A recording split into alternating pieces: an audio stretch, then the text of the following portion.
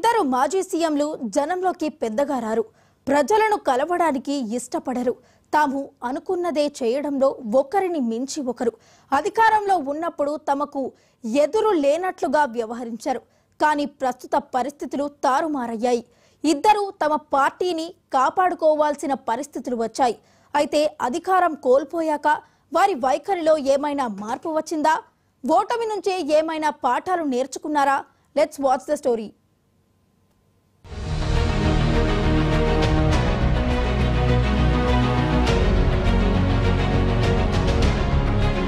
Telangana, AP మాజీ ముఖ్యమంత్రులు గడ్డు పరిస్థితులను ఎదుర్కొంటున్నారు.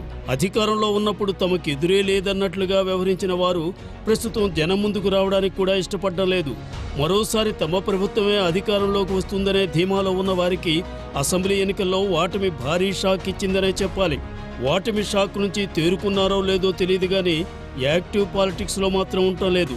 చాలా కాలం తెలంగాణ మాజీ సీఎం కేసీఆర్ ఫామ్ హౌస్గా పరిమితం కాగా ఏపీ మాజీ సీఎం జగన్ కూడా కనీసం కార్యకర్తలను కలవడానికి కూడా ఇష్టపడడం లేదు. ఎక్కువ శాతం బెంగళూరుకే పరిమితమవుతూ అప్పుడప్పుడు మాత్రమే తాడేపల్లి వచ్చి వెళ్తున్నారట. అసెంబ్లీ సమావేశాలకు కూడా మొక్కుబడిగా హాజరయ్యారు. ఇక ఇటీవల ఢిల్లీలో జగన్ చేపట్టిన ధర్నా కూడా అట్టర్ ఫ్లాప్ కావడంతో వైసీపీ శ్రేణులు కూడా డీలా పడ్డాయి. ఇక ద్వితీయ శ్రేణి నాయకుల పరిస్థితి కూడా గందరగోళంగా మారింది.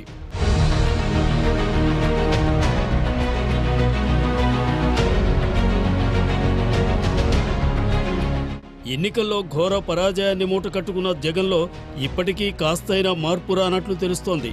ఓటమికి గల కారణాలను విశ్లేషించుకుని ముందుకు వెళ్లాల్సిన ఆయన తనకు పరాభవం జరిగిందన్నట్లుగా ముఖం చాటేస్తున్నారు. అధికారంలో ఉన్నప్పుడు కేవలం ఒకరిద్దరికి మాత్రమే ఆయన దగ్గర అభిప్రాయాన్ని వెలిబుచ్చే అవకాశం ఉండేది.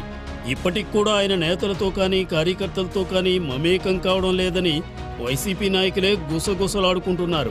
ఇక కనీసం ప్రతిపక్ష నేత హోదా కూడా లేని జగన్ను కోర్టు కేసులు కూడా వెంటాడుతున్నాయి.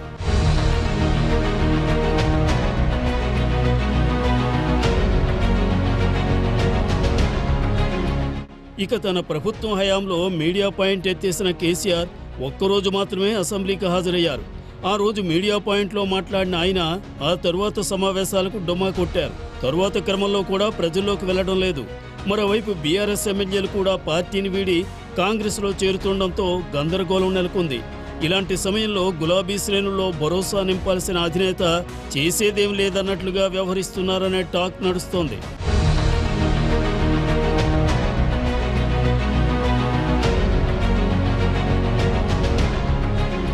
ప్రజలు అధికారాన్ని కట్టబెట్టేది బాధ్యతతో మసులుకోమని, అంతేకాని అహంకారంతో ఇష్టారాజ్యంగా వ్యవహరిస్తే పరిస్థితులు తారుమారవుతాయి.